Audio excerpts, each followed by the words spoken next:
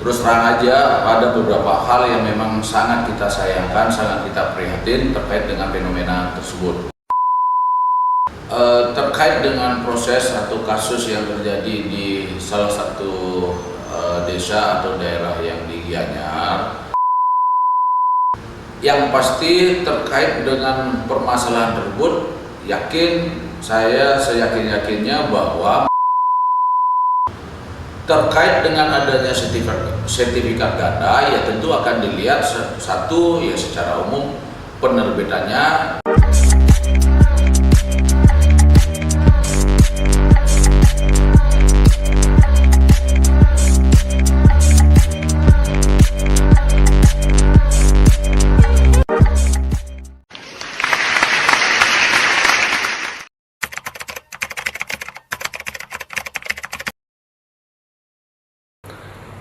Terima kasih. Saya selaku Ketua DPD Kongres Advokat Indonesia Bali dalam kesempatan yang baik ini akan memberikan suatu tanggapan terkait dengan adanya beberapa fenomena khususnya terkait masalah desa adat yang permasalahan mengenai terkait tanah. Terus terang aja, ada beberapa hal yang memang sangat kita sayangkan, sangat kita prihatin terkait dengan fenomena tersebut, yang mana semestinya hal tersebut tidak terlalu atau tidak akan terjadi tatkala mereka semuanya itu bisa istilahnya mengikuti secara prosedur atau rule yang memang harus diikuti baik dari pemohon maupun yang akan memproses itu. Dicontoh lah, mungkin ada salah satu warga atau masyarakat yang tidak paham terkait dengan masalah hukum untuk memproses suatu istilahnya tanah tersebut. Tentu dalam hal ini pihak-pihak terkait yaitu dalam dinas ATR atau BPN tersebut memberikan suatu pemahaman dan tentunya tetap akan mendapatkan suatu rekomendasi dari desa adat tersebut. Jika hal tersebut tidak terjadi atau ada hal yang mungkin dilewati atau bahkan dilanggar atau melabrak norma-norma yang ada, ya tentu akan terjadi apa yang kita lihat seperti sekarang. Untuk itu kedepannya harapan kami atau saya selaku pribadi pun selaku praktisi hukum, ya tentu dalam kesempatan baik ini menyampaikan kiranya benar-benar ada sosialisasi terkait proses persertifikatan tanah-tanah, baik itu namanya AYD atau PKD, yang dalam hal ini ya mungkin orang juga sudah pada paham atau mengetahui ayahan desa atau gini PKD-nya, ya tentu akan mendapatkan suatu hal yang lebih baik lah.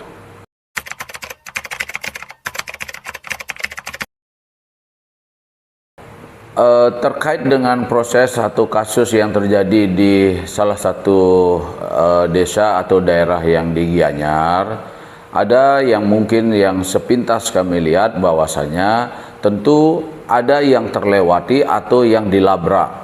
Karena gimana pun seperti apa yang saya sampaikan di awal, bahwasanya kalau saja baik itu dari sisi pemohon sudah mengikuti prosedurnya, tidak serta-merta memang harus setelah mereka menempatin tanah PKD itu, pekarangan desa atau AYD itu sekian tahun atau sudah mungkin lewat dari 30 tahun, tidak serta-merta harus bisa mengajukan permohonan untuk disertifikatkan.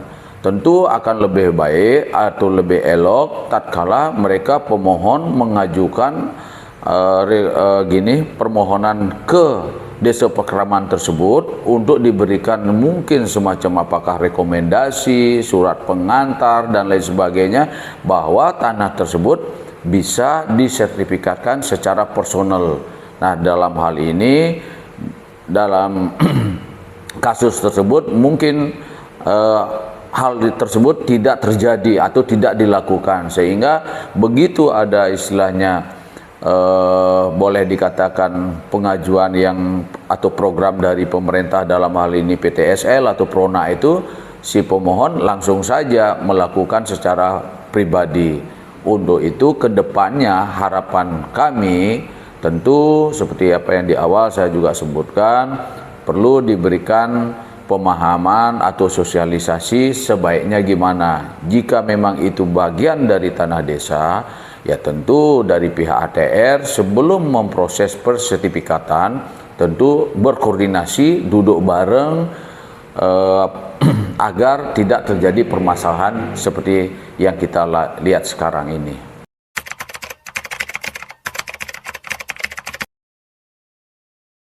Yang pasti terkait dengan permasalahan tersebut, saya seyakin-yakinnya bahwa masyarakat itu tidak paham hukum.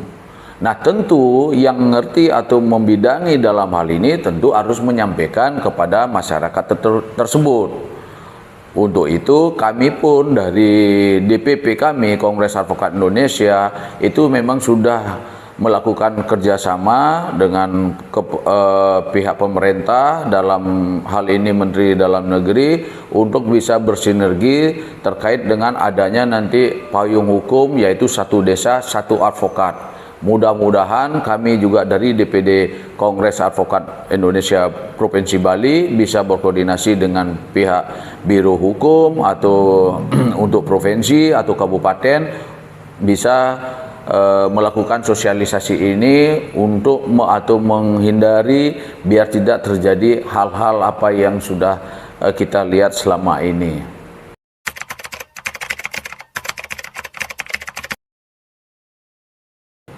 Perannya nanti satu advokat di dalam satu desa itu tentu ya memang memberikan suatu suatu pendampingan tatkala memang itu ada permasalahan.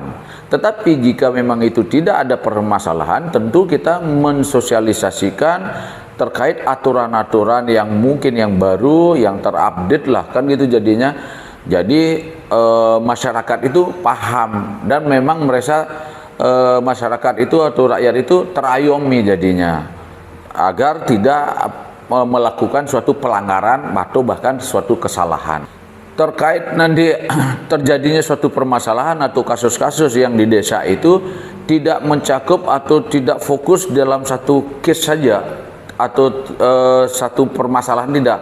Jadi secara umum keseluruhan, baik itu masalah pidana umum maupun perdata, baik itu masalah boleh dikatakan umpama suatu penggelapan atau mungkin ada suatu perceraian atau kasus-kasus tanah dan lain sebagainya. Jadi semuanya itu mencakupi, karena gimana pun juga anggaran itu sudah ada dari pemerintah itu sendiri. Jadi boleh dikatakan kita adalah lebih dominan, advokat itu akan lebih condong itu melakukan pendampingan hukum secara pro bono. Jadinya itu memang bagian dari tugas mulia sebagai seorang advokat, memberikan bantuan hukum.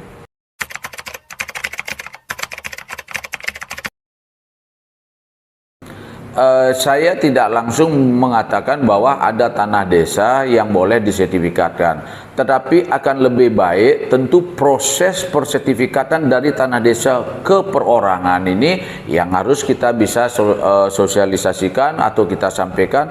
Apakah perlu di sana akan dari desa itu memberikan rekomendasi atau suatu surat keterangan bahwasannya tanah itu boleh dihibahkan kepada masyarakat dengan catatan mereka harus mengikuti kewajiban-kewajiban yang ada di desa setempat. Contoh, apakah akan melakukan suatu beradat di desa tersebut atau mengikuti suatu urunan di di Puro Kayangan tiganya. Jadi secara tidak langsung harus disampaikan. Jadi kalau emang itu mereka siap, saya kira sih tidak ada masalah. Seperti contoh yang kita ketahui sekarang, Bapak Gubernur aja memberikan tanah negara aja sudah langsung kepada masyarakat yang sudah menempatin lebih dari bahkan 20 tahun. Tetapi tanah desa apakah tidak bisa itu? Saya kira juga bisa, dengan catatan proses pengajuannya itu yang harus diikuti. Kalau tidak diikuti atau bahkan dilanggar, ya ini yang akan menjadi permasalahan.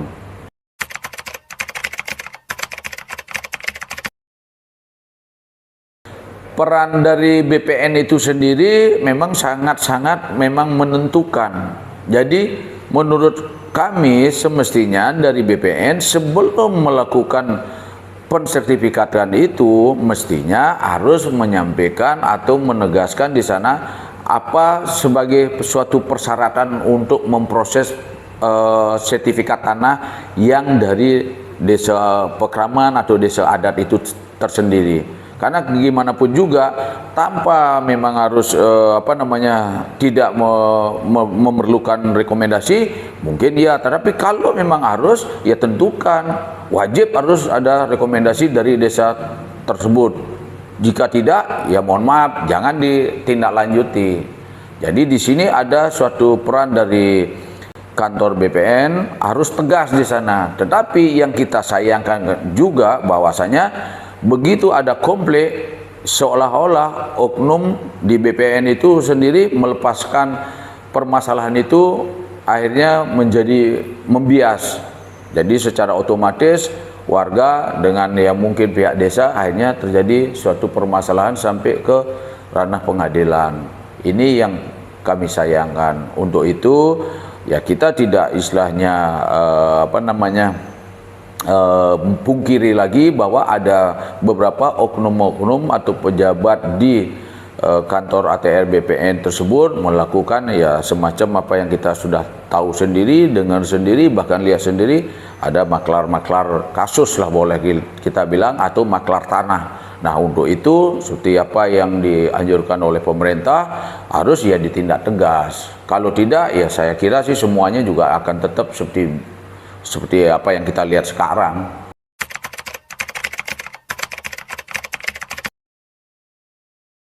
Terkait dengan adanya sertifikat ganda, ya tentu akan dilihat satu ya secara umum penerbitannya yang mana lebih awal, dan proses penerbitan itu juga dilihat apakah dasarnya apakah jual beli, hibah, waris dan seterusnya. Jadi proses ini kan harus dilihat apakah kalau yang kedua tiba-tiba muncul istilahnya, anggaplah contoh yang sudah sebelumnya memiliki sertifikat tahun berapa, tahun 90, tiba-tiba ini muncul dari tahun 2020 gitu umpama, kan menjadi suatu keanehan.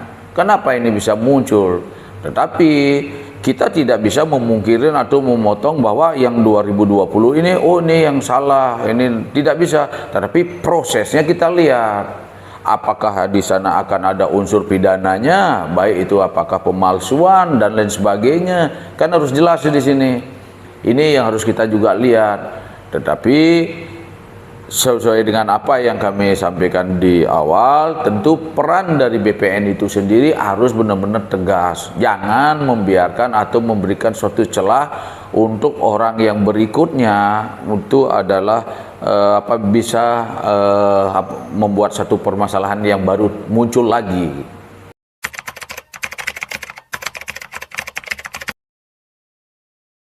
Sudah barang tentu, sudah pasti mereka itu yang ada yang oknum melakukan pelanggaran atau memang ada unsur kesengajaan membuat atau memberi celah kepada orang untuk membuat sertifikat ganda, ya saya kira hukumnya ya tinggal menunggu aja proses yang lebih lanjut kan. Ya apakah itu dia memang ada unsur istilahnya konspirasinya di sana jelas, sudah itu penipuan atau pemalsuan dan seterusnya. Saya kira ini semuanya kita ketahui bahwa kita negara hukum, ya tentu kita harus dan wajib menghormati gitu jadinya.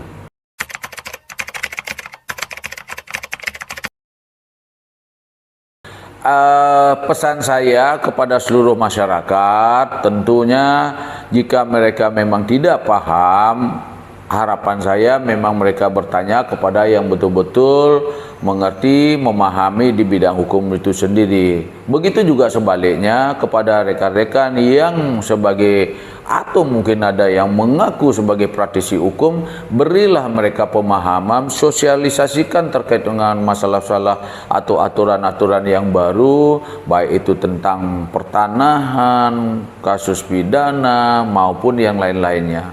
Tentu kita sangat berharap bahwasanya jika saja ini semuanya bisa